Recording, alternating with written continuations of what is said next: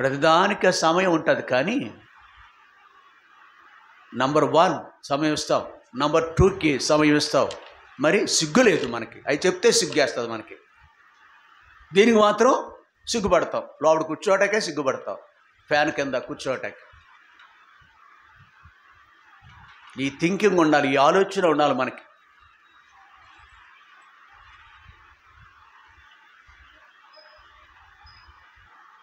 సరే, నేను కూడా మీలో ఒకడిని. బుద్ధి వచ్చినప్పుడు తండ్రి వద్దకు వచ్చిన రెండవ కుమారుడు నేను, కాబట్టి ఇప్పుడు ఈ మాటలు చెప్పగలుగుతున్నాను. క్షమించు, దేవుడు క్షమించాడు మనల్ని. సాధారణంగా బాధ కలిగినప్పుడు ఏ భార్య కూడా సహించదు. ఇప్పుడే ఈవేళే సహోదరుడు చెప్పాడు, మోహన్, అలాగే భార్యాభర్తలు అలాగే ఉంటారు. 9వ రోజున భర్తను చంపించేసిన ఒక అమ్మాయి, అంటే పెళ్లికి ముందు వేరుగా ఉంది, తన ప్రియుడితో కలిసి చంపించేసింది. పూర్తిగా అవి నాకు అర్థం కాలేదు. భర్త భార్య కొట్టుకుంటే భర్త స్పాట్లో చచ్చిపోయాడు. ఆ భార్య కూడా సావు బ్రతుకుల్లో దానికి ఇద్దరు హాస్పిటల్ తీసుకెళ్ళారు. కొడుకు గురించో కూతురు గురించో కొట్లాట వాళ్ళకి. ఇలా ఉంటాయి ప్రియులారా లోకంలో తీరు. అయితే ఆ భ్రష్టమైన బ్రతుకు నుంచి మనల్ని దేవుడు వెలుపలికి తీసుకొచ్చాడు. నీవు నేను అతిథులం కాదు. ఈ స్థలానికి రావటం గల కారణం ఒకే ఒకటి. ఏంటది? యేసు పలికిన మొదటి మాట గనుక ఆయన ఉచ్చరించి ఉండకపోతే పరలోకంలో కొన్ని వేల సంవత్సరాల క్రితం ఇక్కడికి రావు మనం. అంటే మన పాపాలు క్షమింపబడేవి కాదు. ఆయన రక్తము కార్చి ఉండేవాడు కాదు. మనుషుకు యూ స్టూపిడ్, మీరు నన్ను కొడతారా? 12 వ్యూహాసేనలనే నేను నా తండ్రికి వేడుకుంటే ఆయన పంపించడా? కొన్ని వేల సైన్యం పంపించడా? ఆగండి, ఆ గెచ్చమని తోటలో పేతురు కత్తితో నరికినప్పుడు అన్నాడు, నేను ఏడుకుంటే నా తండ్రి పంపాడా సైన్యాన్ని? పరలోక సైన్యాన్ని అంతటి పంపిస్తాడు కదా. ఈ సహించాడు ఆయన. వీరేం చేస్తున్నారు వీరికి తెలియదు, ఏం చేశారో తెలియదు. వాళ్ళు సామాన్యులు కాదు, చంపినవాడు. పాప క్షమాపణ కలగటానికి మనము పుట్టినప్పుడు 6వ నెలలో అన్నప్రాస చేస్తారనుకుంటా, అంతేనా? 6వ నెలలను సహోదరి చంద్రకాంతమ్మ గారు ఎన్ని చేశారు అన్నప్రాసలు? ఆవిడ పిల్లలు కాదు, పిల్లలు అందరూ అంతే, మనమంతే.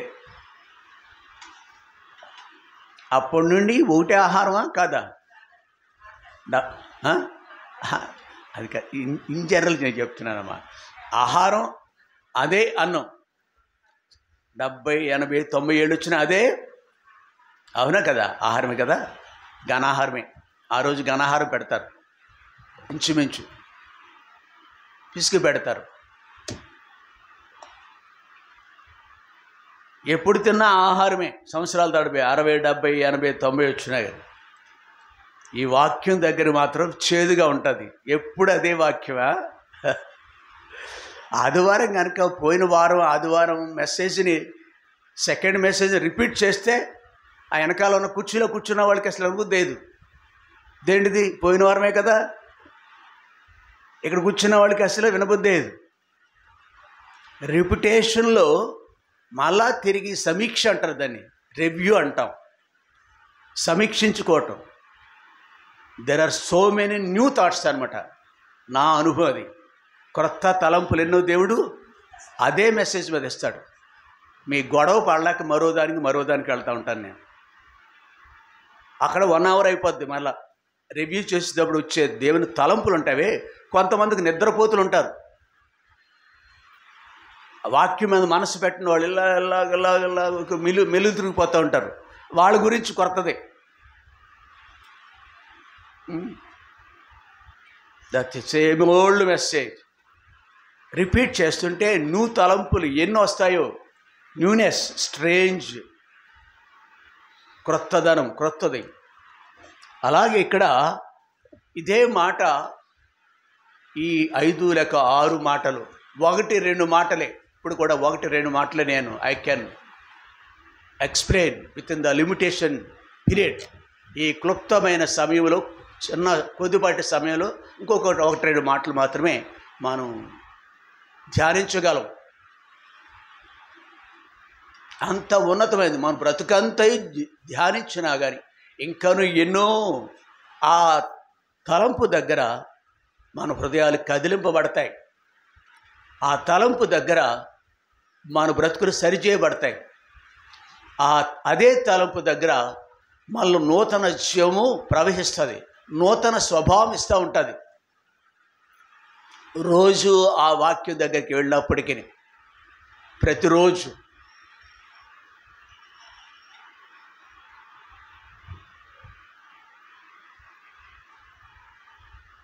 అపోస్తలుల కార్యములు 7వ అధ్యాయం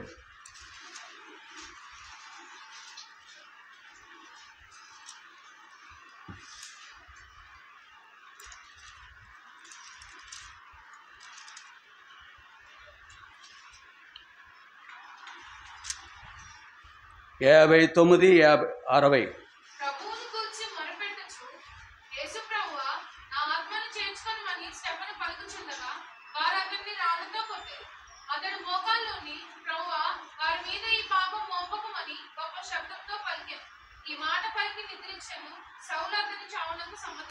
ఒకనాడు సౌలు అనే మనుషుడు స్తెఫను చంపటానికి కారణభూతుడు, ప్రధానమైన ముఖ్యమైన వ్యక్తి. అనేకులని దేవుని నామం పేరిట అనేకుల్ని చంపటం అతనికి ఊపిరిగా పెట్టుకున్నాడు.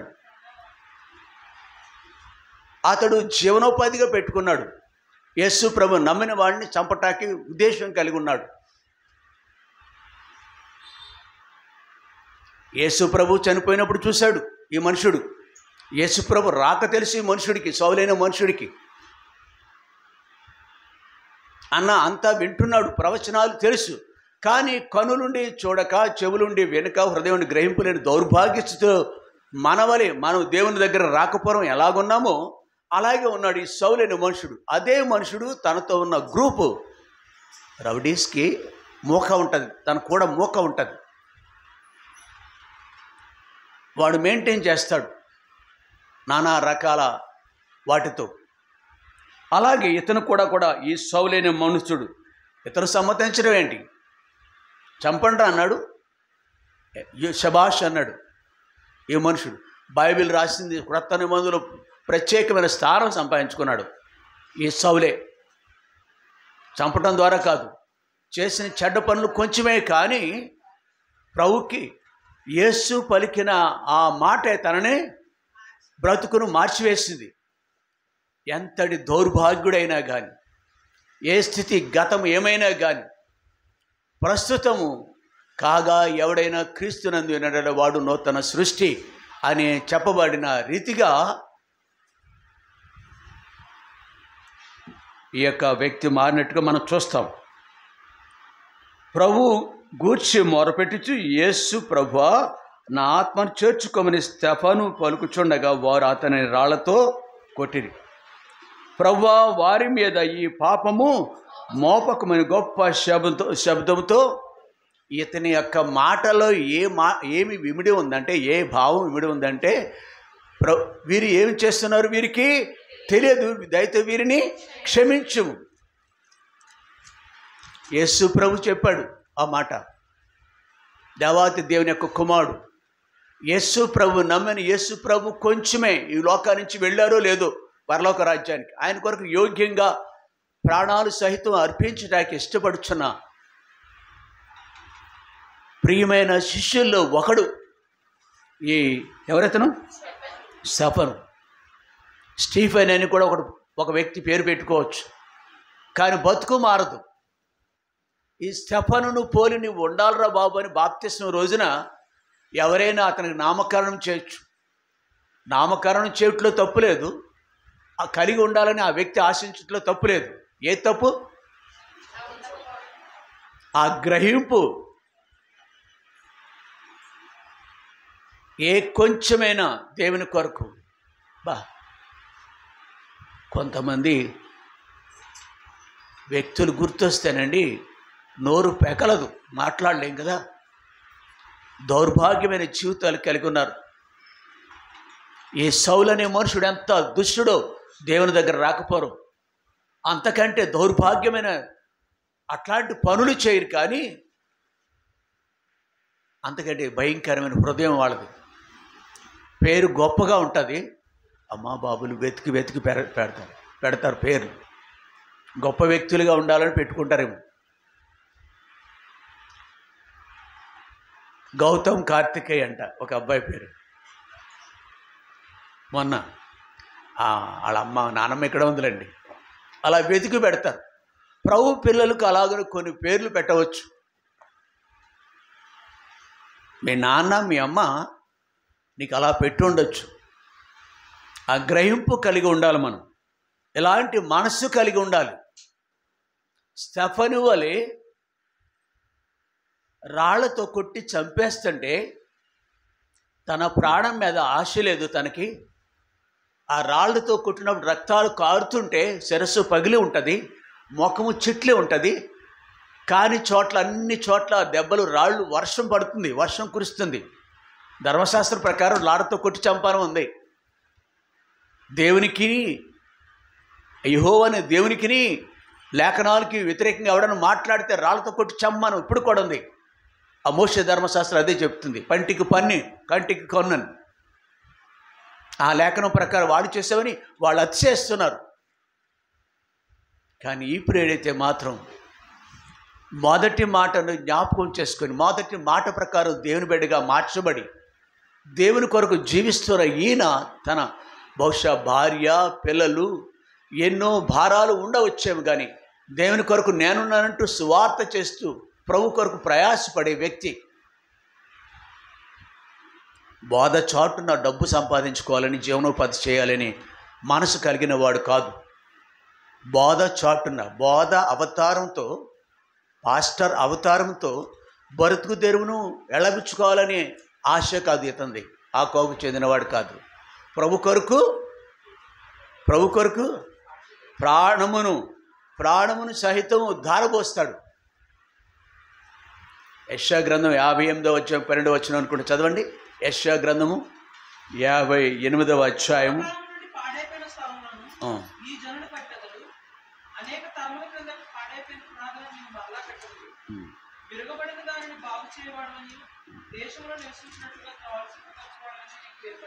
కాదు నాన్న, అది కాదు.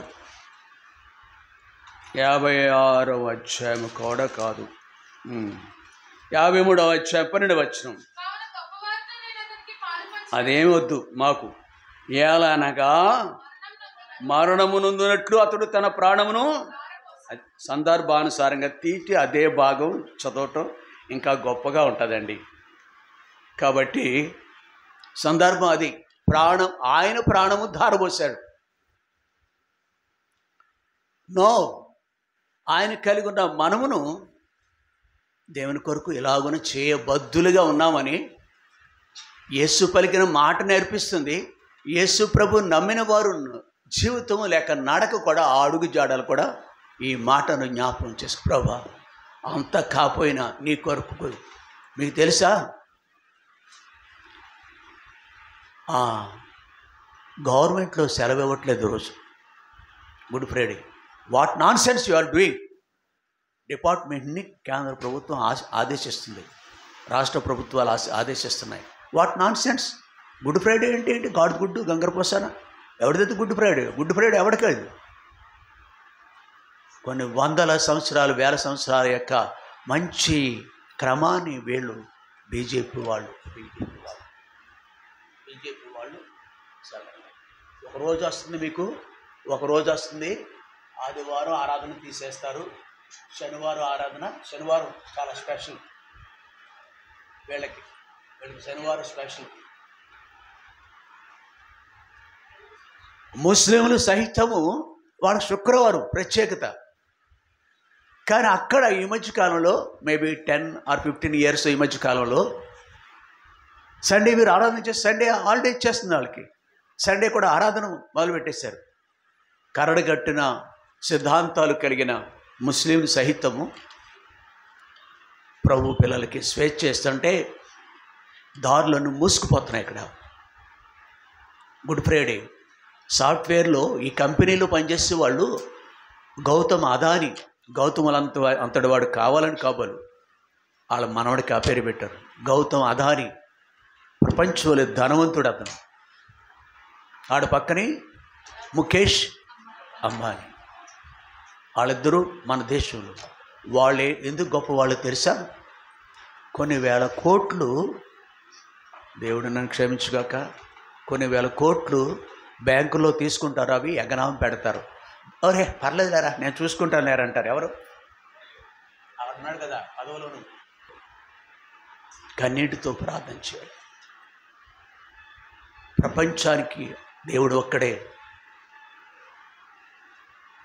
దేవునికి మనుషులకు మధ్యవర్తి కూడా ఆయన ప్రభువైన యేసుక్రీస్తు వారు. ఆయన చేసిన కార్యం మానవ జాతి అంతటికి ఉండిలో చెప్పినప్పుడు కూడా ఇదే చెప్పారు. సువార్త A-to-Z సువార్త అది. ఆయన ప్రేమ గురించి మాట్లాడుకున్నాం మనం.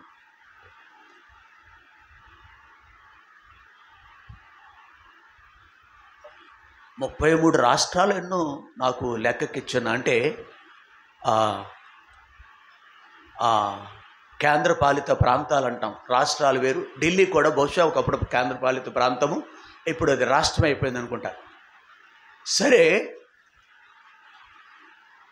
అలాగున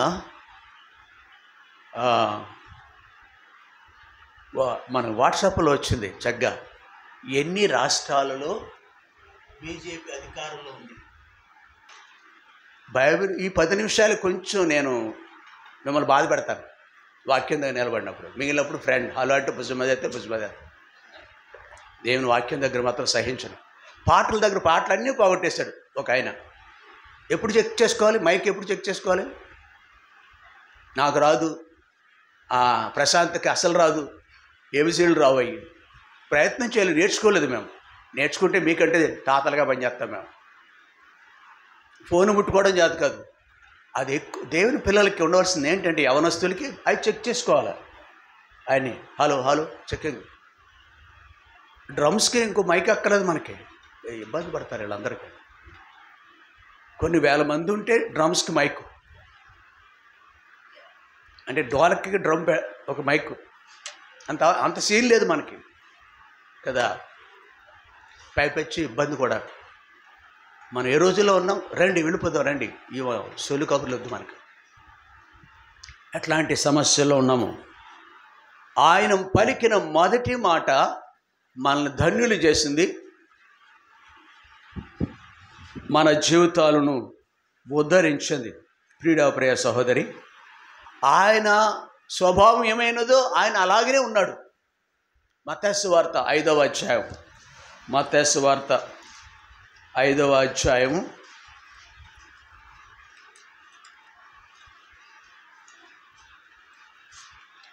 44వ వచనం.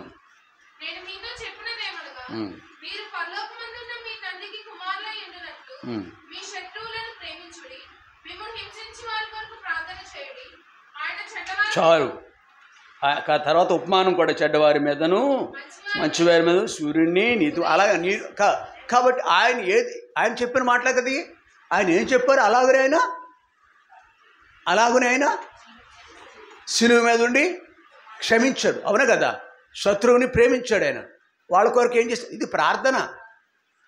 వీరు ఏం చేస్తున్నారు వీరికి తెలియదు. అయితే అది ప్రార్థన అమ్మ, ప్రార్థన. అది మనమును మనతో తోడుకోడల్ని, అత్తగారిని, వీళ్ళ మీద ఎక్కువ బాధ ఉంటుంది. ఎక్కువ అందరికీ కోడల మీద కూడా బాధ ఉంటుంది.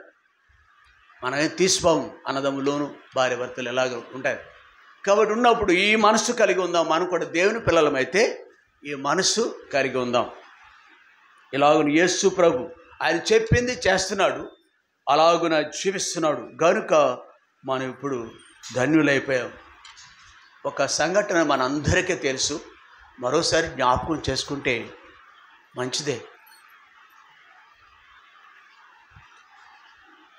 ఒక మోటు అమ్మాయి, చదువుకోని అమ్మాయి, నిన్న మీరు ఇంట్లో భోజనం చేయలేదా, ఫంక్షన్కి వెళ్ళారని అడిగింది. ఇక్కడ సహకారి వస్తుంది. నా పావు గంటలా తలగొక్కున్నాను, నాకు గుర్తు రావట్లేదు, చదువుకున్నాను, జ్ఞాపకం లేదు. అంతసేపు ఇక్కడే భోంచేసానమ్మా, కాకపోతే నా బ్రౌన్ రైస్ వండలేదు వాళ్ళు, నా కొరకు వండవలసిన అది వేరే రైస్. అట్లాంటి జ్ఞాపక శక్తి లేని వ్యక్తులు మనం. నిన్న విషయం ఇప్పటికే మరి చరిత్రలో జరిగిన ఎన్ని జ్ఞాపకం ఉంటాయి మనకి. గ్లాడిస్, ఒక స్త్రీ పేరు, పూర్తి పేరు నాకు తెలియదు, గ్లాడిస్. ఆమె ఆస్ట్రేలియా చెందిన స్త్రీ. మన భారతదేశం, భర్త, 2 పిల్లలు, ఒక కూతురుతో వచ్చారు. మొదటి మాట దగ్గర ఇక్కడ ఉన్నాం మనం. ఎంత దూరం పరిగెత్తామన్నా కాదు, ఎంత కొద్దిపాటి సత్యాన్ని హృదయంలో పెట్టుకుని ఉన్నా లేదా కావాలి.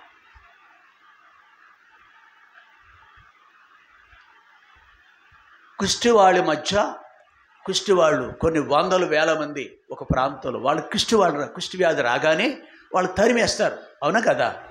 ఇప్పుడు కూడా కుష్టివాళ్ళు మన మధ్య ఉంచరు.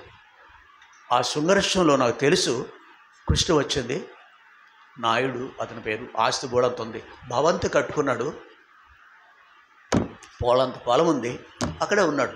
దాన్ని బయట ఎవరు గెంటేయలేదు. కానీ అనేకులు ఏళ్ళు ఏమీ ఉండదు కాబట్టి ఒక కాలనీలోకి గెంటేస్తారు. ఆ గిరిజనులు ప్రాంతంలో, అడవి ప్రాంతంలో, ఒరిస్సా రాష్ట్రంలో కొన్ని వేల మంది కాలనీ ఉంది కుష్టివాళ్ళకి. కొన్ని సంస్థలు, ముఖ్యంగా ప్రభువు నమ్మిన వాళ్ళు, ఇతర దేశాల నుంచి కొన్ని కోట్లాది రూపాయలు ఇక్కడికి పంపిస్తుంటే, తప్పితే భారతదేశంలో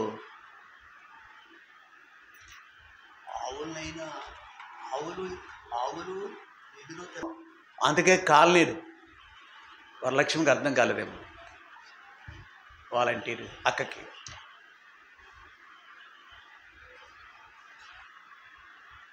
దౌర్భాగ్యమైన సొసైటీది. కొందరికే పరిమితం కొన్ని ఏరియాలు. అక్కడ వందలాది వేలాది మంది కుష్ఠులు ఉన్నారు. ఆయనకి దేవుడు దర్శనమిచ్చాడు. దర్శనమిచ్చి ఇంటింటికి వెళ్ళి ప్రార్థన చేయమే అని చెప్తాడేమో కొంతమందికి.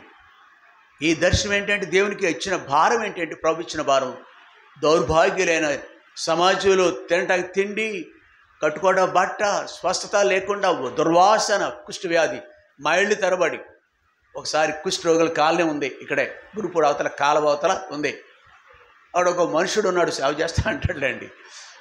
వాళ్ళకి ఇచ్చిన ఇతను తీసుకుంటాడేమో, వీళ్ళకి ఇస్తాడేమో. అతను మోజెస్ అని చచ్చిపోయాడు అనుకుంటా, అతను ప్రభు నమ్ముకున్న వ్యక్తి. అక్కడికి వెళితే ఆ దుర్వాసన ఆ కాలనీ నుంచి చాలా దూరం వచ్చేస్తుంది. మనుషులు సమూహం కదా, కాబట్టి అట్లాంటి వాళ్ళ మధ్య పరిచయం చేయటానికి ఒక భర్త, భార్య, కూతురు, 2 కొడుకులు. వాళ్ళు తెల్లవాళ్ళు. తెలుపు అంటే భారతదేశంలో స్త్రీలు పురుషులు కలిగి ఉన్న తెలుపు కాదు, అది వేరు, మనది వేరు, మన కలర్ వేరు. ఎంత తెల్లగా ఉన్నా ఆ తెలుపుకి మనం సాటి రాము, అది వేరు. వాళ్ళంతా అది ఒక రేస్, ఒక జాతి అనమాట. అమెరికా వాళ్ళ రంగు వేరు, ఐ మీన్ శ్వేత ఐరోపా జాతి, ఆస్ట్రేలియా అంతా ఒకే రంగు. చైనా, కొరియా వీళ్ళంతా ఒకటి, భారతదేశంలో ఒకటి. సో అలాంటి వ్యక్తులు వాళ్ళకు 1-2 వాహనాలతోటి వాళ్ళ జీవనాన్ని వాళ్ళు జీవిస్తూ, వాళ్ళ కట్లు కడుతూ, శుభ్రం చేస్తూ అక్కడ వైద్యం చేస్తూ ఒక మాట చెప్తున్నారు, యేసు ప్రభు నమ్ముకున్నామా మేము, మాకు మేలు చేశాడు, యేసు ప్రభు నమ్ముకోండి, ఇక్కడ భూమి మీద మీకు స్వస్థత వస్తుంది. బైబిల్లో ఉందా కుష్ఠరోగులు?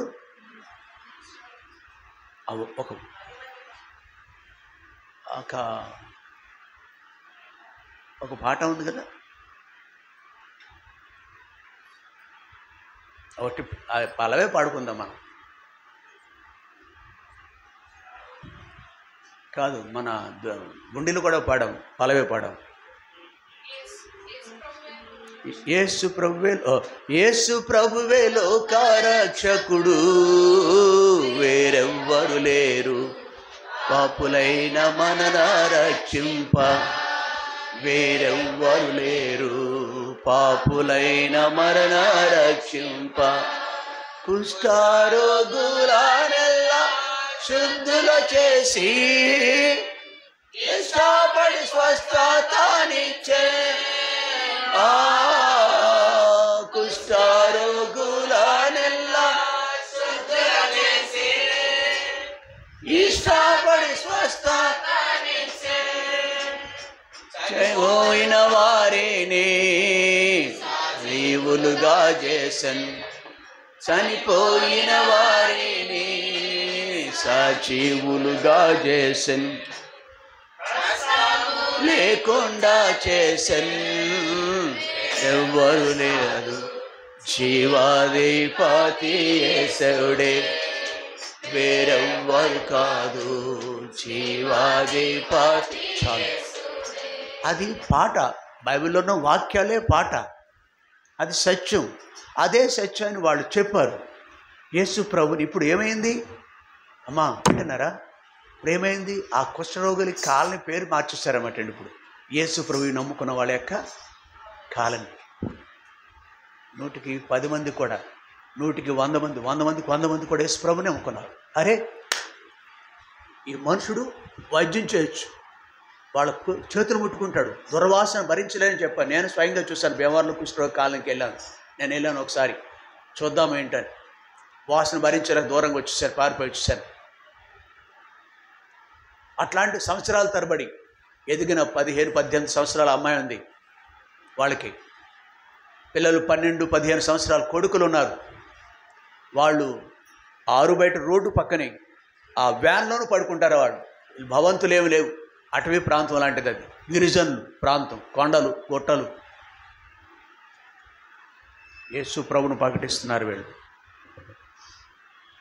వీళ్ళే కేంద్రంలో ప్రతికారంలో ఉన్నవాళ్ళు, వాళ్ళ తాలూకా బజరంగ దళ్ అని ఒక వింగోళ్ళు అగ్ని పెట్రోల్ పోసి తండ్రిని పిల్లల్ని కాల్చివేశారు. గ్రాహం స్టెయిన్స్ బలైపోయారు. స్టెఫను చూసాం మనం. స్టెఫను బలైపోయిన స్టెఫను. గ్రాహం స్టెయిన్స్ ప్రభు నమ్ముకున్నందుకు. ప్రభు సువార్త చెబుతుంటే మన దేశంలో ఒరిస్సా రాష్ట్రంలో ఒక దుర్మార్గమైన స్వభావం కలిగిన దౌర్భాగ్యులు, వాళ్ళ పేర్లు ఓపెన్గా మైకులో చెప్పలేను, మీకు తెలుసు ఎవరు చేస్తారు పనులు. ఇప్పుడు కూడా వాళ్ళే పెట్టరేగిపోతున్నారు. భారతదేశంలో 25 రాష్ట్రాలుంటే బద్దులుగా నమ్మకంగా మనల్ని క్షమించుకుంటూ ప్రేమించుకుంటూ ఇతరులు అనేకులకి యేసు ప్రభు ఎవరో తెలీదు అని అనేకులకి ఈ సత్యాన్ని ఇతరులకు మనం చెప్పాలని రండి. నేనే మార్గం సత్యం జీవం అని చెప్పినారాయన. ఆయన ద్వారా తప్ప తండ్రి వద్దకు ఎవడు రాడు. ఆయనే మానవ జాతి అంతటి కొరకు దేవాతి దేవుడై ఉండి ఆ కల్వరిగిరిలో గొల్గొత్తా కొండ మీద ప్రాణాన్ని ధారపోస్తున్నాడు. ఆ రక్తం ప్రతి పాపమును కడిగి మనసు పవిత్రులుగా చేస్తుంది అనే సత్యాన్ని ప్రక్క వారికి, ఇరుగు పొరుగు వారికి చెప్పాలని ఈ గుడ్ ఫ్రైడే మనకు జ్ఞాపకం చేస్తుందండి. ప్రధానమైనది అదే గుడ్ ఫ్రైడే జ్ఞాపకం చేస్తుంది. ఒకటి రెండు మాటలు చూద్దాం. టైం అయిపోయింది. ఒక హాఫ్ అన్ అవర్ నిలబడి ఉంటాను నేను ఇక్కడ. 23వ అధ్యాయం లూకా సువార్త 43వ వచనం.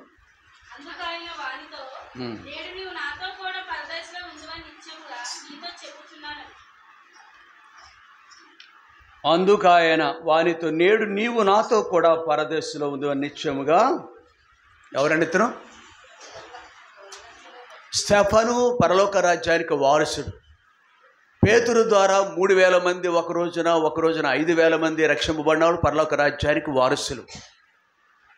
భీమవరంలో హెబ్రోను ప్రార్థనా మందిరంలో నేటి దినాన కూర్చున్న వాళ్ళు ఆ మొదటి మాట గ్రహింపు కలిగి పాప క్షమాపణ పొంది విమోచింపబడి రక్షింపబడిన వారంతా కూడా పరలోక రాజ్యానికి వారసులు, హక్కుదారులు అయిపోయాం. చివరికి అందరి దృష్టికి ఒక గజ్జి దొంగయుడు, జీవితంలో దేవుని యొక్క భయం ఏమాత్రం లేదు, వెనక ముందు ఎవరు కూడా ఉండుండ్రు ఇతనికి, ఒక దొంగ. కాబట్టి వీడికి సిలువ వేయటం తప్ప, శాపగ్రస్తం సిలువ వేయటం తప్ప మరొక, వీడిని వేస్తేనే మంచిదిరా, మన ఊరికి శనిపోద్దురా అనుకున్నారు. అలాగ యేసు దేవాది దేవుణ్ణి సిలువ వేస్తూ వాళ్ళకి ముచ్చటగా 3 సిలువలు వేస్తే బాగుంటుంది అనుకున్నారు. వాళ్ళకి బుద్ధి పుట్టింది. అలాగా క్రీస్తుకు ఒకరిని మరొక పక్కని మరొక వ్యక్తిని సిలువ వేయటానికి ఇష్టపడ్డారు. ఆ సిలువ వేసిన వాళ్ళంతా ఇందాక మనం చూస్తాం కదా, మత్తయి సువార్తలో 5వ అధ్యాయంలో ఇందాక మోహన్ చెప్పేటప్పుడు వాక్యం చదువుకున్నాం మనం. ఏంటది?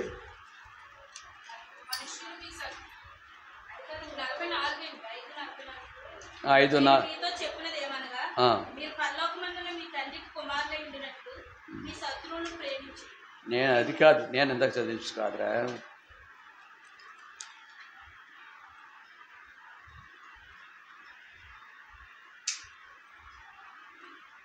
లూకా సువార్త అపహసించిరి అనే మాట చదువుకున్నాం. నేను 24 ఓకే లూకా సువార్త 23 చదువు.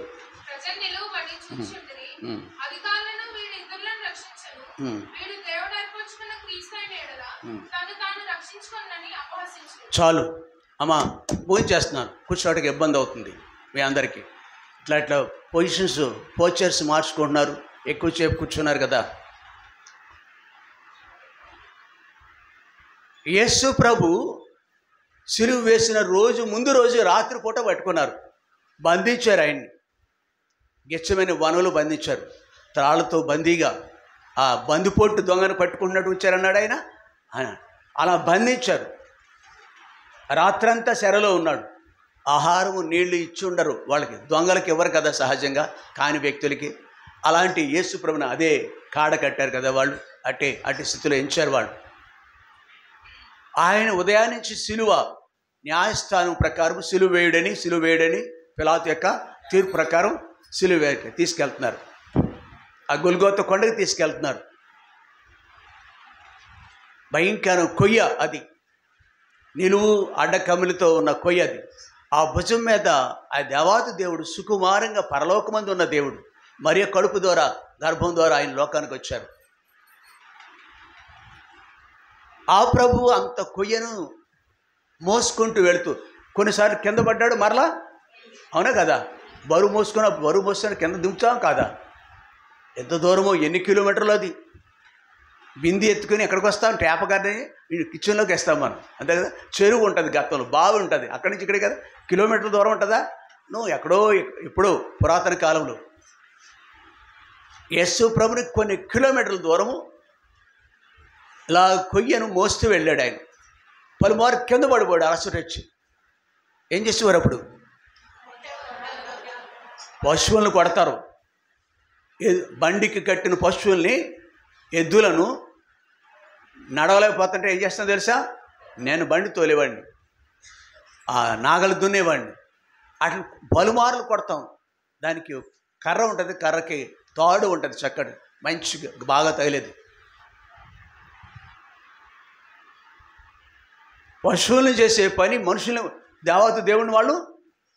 అందుకే అతని యొక్క శరీరం నాగటి చాళ్ళ వలె దున్నబడింది. అందుకే స్వరూపమైనను నాగటి చాళ్ళ వలె దున్నబడింది. ముఖం మీద కొంతమంది ఏం చేయాలి, ముఖం మీద పిడికిలతో గుద్దారు. ఎవడో చెప్పు నువ్వు చూద్దాం, అడుకొట్టాడు. గడ్డం పెరికినారు చాలదన్నట్టు, తల మీద ముళ్ళ కిరీటం.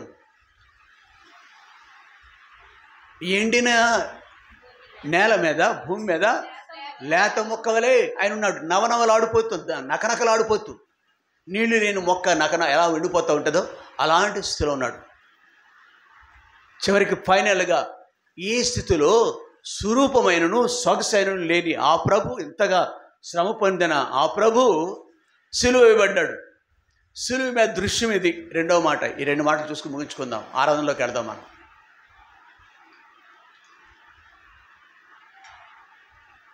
వాళ్ళు దూషిస్తూనే ఉన్నారు. లూకా 23వ అధ్యాయము ఎన్నో వచనం చదువుకున్నాం, 35వ వచనం. ప్రజలు నిలువబడి చూచుండిరి, అధికారులు ఏమంటున్నారు తెలుసా? వీడు ఇతరులను రక్షించిన వీడు దేవుడు ఏర్పరచుకునిన క్రీస్తు అయిన ఎడల తను తాను రక్షించుకున్నని కొడుతున్నారు, గుద్దుతున్నారు, ఇవన్నీ అపహసిస్తున్నారు. ఈ జరుగుతున్న ఈ సంఘటనలో, ఈ తరుణంలో ఒక దొంగ ఏం చేశాడు? అతన్ని గేలి చేశాడే లేదా? ఈ మాటలో ఒక దొంగ కూడా మాట్లాడు, మరొక దొంగ. ఇలాంటి జరుగుతున్నప్పుడు మొదటి మాట పలికాడు యేసుప్రభు. వీరేం చేస్తున్నా వీరికి తెలియదని యేసుప్రభు పలికినాడు. యేసుప్రభు నోట నుండి వచ్చే ప్రతి మాట జీవము కలిగిందేమో, అది రెండంచులు కలిగిన ఖడ్గమేమో, వాడిగా ఉంటుంది. ప్రాణాత్మ మూలులను సైతము దూరంత మట్టుకు వెళ్తుంది అది.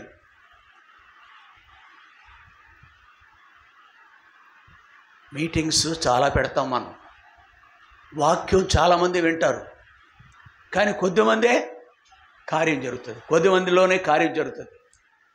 ఎంతమందిలో ఆ మాట బహుశా ఎంతమందిని రక్షించిందన్న లెక్క పెట్టలేదు, ఇక్కడ లేదు. కానీ ఒకడు మాత్రం రక్షింపబడ్డాడు శిలువ మీద ఉండగా, అవునా కదా?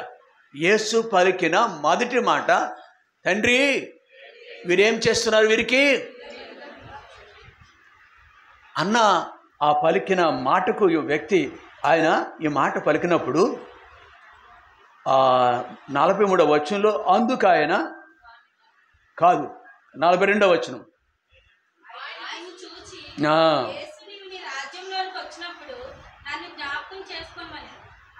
చాలు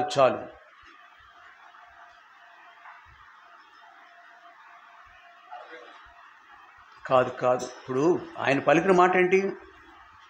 34వ వచనం, తండ్రి వీరేం చేస్తున్నారు?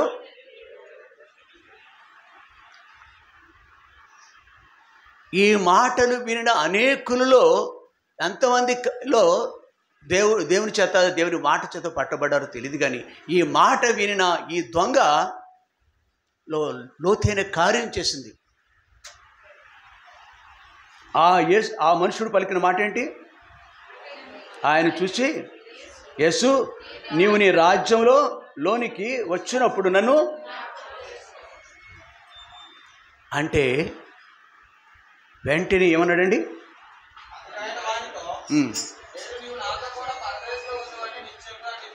చాలు,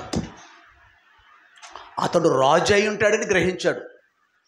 2, ఆయనకు ఒక రాజ్యం ఉందని గ్రహించాడు. 3, ఆ రాజ్యం శాశ్వతమైనది గ్రహించాడు. 3 అంతలుగా గ్రహింపులోకి వచ్చేసాడు. ఇప్పుడు ఆయన పాపాలు క్షమించిన సమర్థుడు.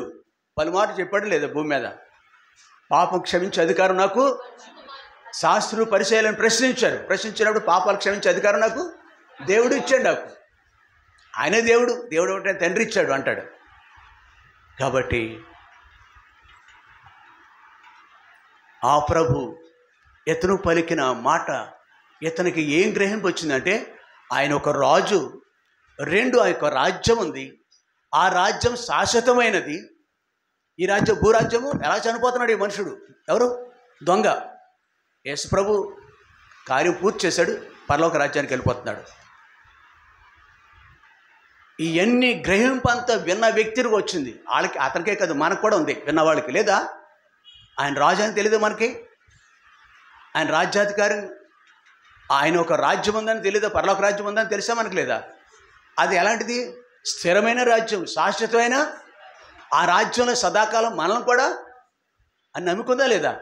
ఒక్క మాట చొప్పున, ఒక్క మాట విని ఆత్మకార్యం జరుగుట ద్వారా ఈ మాట చెప్పినాడు. యేసు నీవు నీ రాజ్యములోనికి వచ్చినప్పుడు నన్ను, ఎంటైర్ లైఫ్ మార్చబడింది. నేడు నీవు నాతో కూడా ఈరోజు హలో ఈరోజు ఎంతకాలం నుంచి మందిరానికి వస్తున్నారు మీరు? ఆ శిలువ మీద ఉన్న ప్రభు ఆ భారాన్ని వహిస్తూనే ఉంటాడు. అవమానాన్ని భరిస్తున్నాడు, బాధను భరిస్తున్నాడు, భారాన్ని భరిస్తున్నాడు, బాధను భరిస్తున్నాడు, అవమానం భరిస్తున్నాడు. ఆ రక్తచిక్తమైపోయింది, రక్తచిక్తమైన మోము శరీరము ధారలై ప్రవహిస్తుంది, ఏరులై ప్రవహిస్తుంది. ఇలాంటి దాన్ని ప్రేమని పాడతాం మనం. ఈ దృశ్యం ఇంత బాధ అనిపిస్తున్న ఆ సమయంలో అతను బాధను లక్ష్య పెట్టకుండా ఈ మనుషుని జ్ఞాపకం చేసుకొని, నేడే నువ్వు నాతో కూడా, ఒక్క మాట అతని నోటంట వచ్చాను. అతనిలో ఆత్మకార్యం జరుగుడు ద్వారా, మారు మనసు కలిగి ఉండు ద్వారా వెంటనే పరలోక రాజ్యానికి వారసుడైపోయాడు. ఒక్కసారి ఒక్క మాట విన్నాడు. ఇక్కడికి మందిరానికి ఎంతకాలం నుంచి వస్తున్నారు మీరు? ఎన్నిసార్లు దేవుని వాక్యం వింటున్నాం మనం? మారు మనసు ఉందా మనకి? లేక ఆ మొదటి మాట విన్నాం, నీలో కార్యం లేదు, అది వాక్యాన్ని ఆ ప్రార్థనకు ఫలం చూడలేదు నువ్వు నీ జీవితంలో. రెండవది, ఆ దొంగ జీవితాన్ని కూడా చూస్తున్నావు ఇక్కడ, అవునా? లోక సువార్త 8వ అధ్యాయం 23వ అధ్యాయం 43వ వచనం. అతను ఎలా దేవుని రాజ్యాన్ని, అతనికి లైఫే లేదు, భూమి మీద లేదు, దొంగగా మారాడు. చచ్చిపోతే యేసు ప్రభుని నమ్ముకున్నాడు. ఆయన ఏమైనాడో గ్రహించాడా లేదా? అన్నీ కూడా నమ్మిన వాళ్ళకి చూడగలరండి. అందుకే పౌలు అంటాడు, మేమైతే అనేక, చూడండి కొరింథీయులకు రాసిన పత్రికలో మొదటి పత్రిక అనుకుంటా, అది 12వ అధ్యాయం అనుకుంటా, 2వ పత్రికేమో,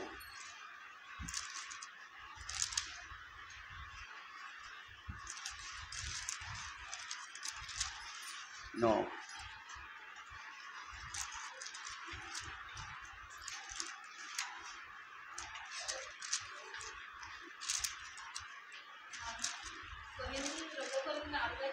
అవునమ్మా, చూద్దాం.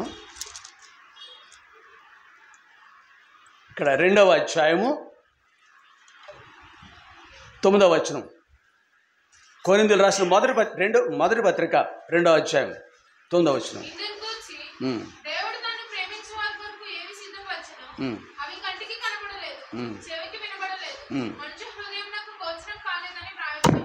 ఆ రోజు గనక ఆ యూదులు రోమా సామ్రాజ్యానికి యేసుప్రభు ఎవరు అర్థమై ఉంటే వారు ఆయన్ని సిలువ వేసేవారు కాదు. ఆ సిలువ వేయన ఆయన దేవాతి దేవుడని తెలుసుంటే, ఆయన చేసిన కార్యాలు ఆయన ఎవరో అనేది లేఖనాల ద్వారా గ్రహించుంటే మన భారతదేశం అంతా కూడా యేసుప్రభు నందు విశ్వాసం ఉంచేవారు. మన ఇంట్లో ఉన్న వాళ్ళు కూడా విశ్వాసం ఉంచేవారు. ఎందుకు మీకేం పిచ్చి పట్టిందా? నువ్వు వెళ్తున్నావు చర్చికి అడిగే భర్తలు ఉన్నారు లేదా? అడగకపోయినా వాళ్ళ బుద్ధి అదే. నన్ను క్షమిస్తారా? వాడు అంటాను నేను ఆ వ్యక్తిని. ఎంతకాలం నుంచి ఎందుకు వెళ్తున్నాను? ఇదివరకు 10:30-11 గంటలకు వచ్చేప్పుడు ఇప్పుడు 9 గంటలకు వచ్చేస్తుంది. మార్పు వస్తుంది, ఆమె చూడగలుగుతుంది ఆయన ఎవరో స్పష్టంగా. చూసా, ఇది దేవుడు తను ప్రేమించే వారికి ఏమి సిద్ధపరిచనో అవి కంటికి కనబడలేదు, చెవికి వినబడలేదు, మనుషు హృదయానికి 10వ వచనం. మనకైతే దేవుడు వాటిని తన ఆత్మ ద్వారా, ఇదేనండి దొంగకి కలిగిన కార్యం ఇదే. ఆయన రాజు, ఆయనకు రాజ్యం ఉంది, ఆ రాజ్యము శాశ్వతమైనది, ఆ ప్రజలు శాశ్వత కాలం ఉంటారు. అది నాకు కావాలి అనుకున్నాడు ఆ మనుషుడు.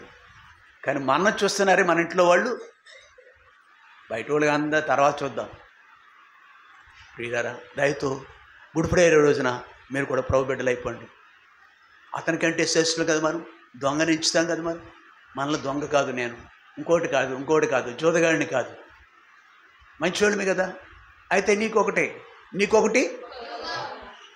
కొద్దిగా ఉంది. దేవుడు మనకు చూపిస్తున్నాడు.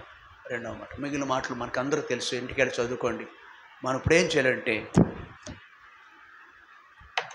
మొదటిగా ప్రభుని ఘనపరచు. ప్రభు ఇట్టి గొప్ప కార్యం చేస్తాం. 7 మాటలు పలికాం. 12 అయిపోయింది టైం. మనం 11 గంటలకు వచ్చాం. అంతే, అదేం చేయాలి. 10:30 అనుకో, 10 గంటలకు వచ్చి ఉంటారు కొంతమంది. 10:30 ఆ టైంలో స్టార్ట్ చేసుకున్నాం. ఒక హాఫ్ అన్ అవర్ 40 నిమిషాలు మొదటిగా క్లుప్తంగా ఆరాధన చేయండి. 2 మాటలు, ఆరాధనతో పాటు ప్రార్థన చేయాల. ఎవరి కొరకు ప్రార్థన చేయాలి? మన ఇంట్లో రక్షింపబడని వాడి కొరకు ప్రార్థన. అమ్మ కానీ, నాన్న కానీ, భర్త కానీ, భార్య కానీ, తమ్ముడు కానీ, అక్క చెల్లు లేరా? మనకే లేరా? నా మటుకు నేనేంటి చాలు, వాళ్ళ కొరకు చింత లేదా? నా కొరకు ఏడవద్దు మీరు. ఆ రోజు నిలబడిన వారితో చెప్పాడు, నా కొరకు వాడు ఏడుద్దాం మనం కొంచెం. కాబట్టి ప్రార్థన కూడా చేద్దాం. 2 మాటలు ఎక్కువ చెప్పి చేయకుండా. ప్రతిరోజు వస్తున్నారు మన ప్రియులు. ఇందాక వచ్చేటప్పుడు కూడా వెళ్దాం లేదు, ఆడు తొందరగా వెళ్ళిపోతే నేను కూర్చోలేకపోతే పైన కూర్చో. ఓ సీనియర్ విశ్వాసకు ఫోన్ చేయని అడుగుతున్నాడు సహోదరుడు నాతోటి, రావట్లేదు లేట్గా. ఆవిడ చేసినా ఒకటి, ఆవిడ రాకపోయినా పర్లేదు అన్నాను నేను. ఆవిడకి ఫోన్ చేస్తే బలహీనలు చేయాలి, తెలిసి ఉండాలి ఇది కొంచెం. నేను వెళ్ళాలి, మార్గదర్శకంగా ఉండాలి, బుద్ధి ఉండాలి నాకు, అందరికీ వెళ్ళాలని. ఆదివారం నాడు ఒక కుటుంబం వస్తుంది 10 నిమిషాలతో 9 గంటలకి సినాపుర తోట నుంచి అందరూ వచ్చేస్తారు. అక్కడ మీరు కూడా రండి అలాగా. కాబట్టి దేవుడు నిర్లక్ష్యంగా ఉండద్దు. ఒకటి ఆరాధన చేద్దాం, రెండవది ప్రార్థన చేద్దాం. మన ఇంట్లో ఉన్నారు కదా కొందరు శని అంటారు, నా మాటలో వాళ్ళ శని అంటాం. ఆ దాని దుస్తులోంచి నీ తల్లి ఏమో ఆ స్థాయిలో ఉందేమో, తండ్రి ఉన్నాడేమో, ఎలా ఎవరున్నారు, తమ్ముడు ఉన్నాడేమో, వాటి అందరి కొరకు మనం క్లుప్తంగా చేసి ముగించుకుందాం. అది గుడ్ ఫ్రైడే నేర్పించే సత్యం. మోకరించుదాం. అందరూ అయిపోయిన తర్వాత చివరి ప్రార్థన చేస్తాను, తర్వాత అందరూ వెళ్ళిపోతాం. తర్వాత అనౌన్స్మెంట్ చెప్పాలంటే ఆ క్లోజింగ్ ప్రేయరు, రేపు కార్యక్రమం ఉందా? రేపు యథావిధిగా లింక్ ప్రేయర్ కలిగి ఉందాం. 1 గంట 2 గంటల వరకు లింక్ ప్రేయర్ రండి. 10 గంటల వచ్చి 9 గంటలకి నుంచి ప్రారంభిద్దాం. అందరికీ టైం పెట్టుకోండి. అందరూ ఒకసారి వచ్చి అందరూ ఒకసారి వెళ్ళిపోవద్దు. రండి, కొద్దిసేపు ప్రతి ఒక్కరు ప్రార్థన చేద్దాం. దినాలు చెడ్డవి, మన దేశ పరిస్థితులు ఏం బాగాలేదు.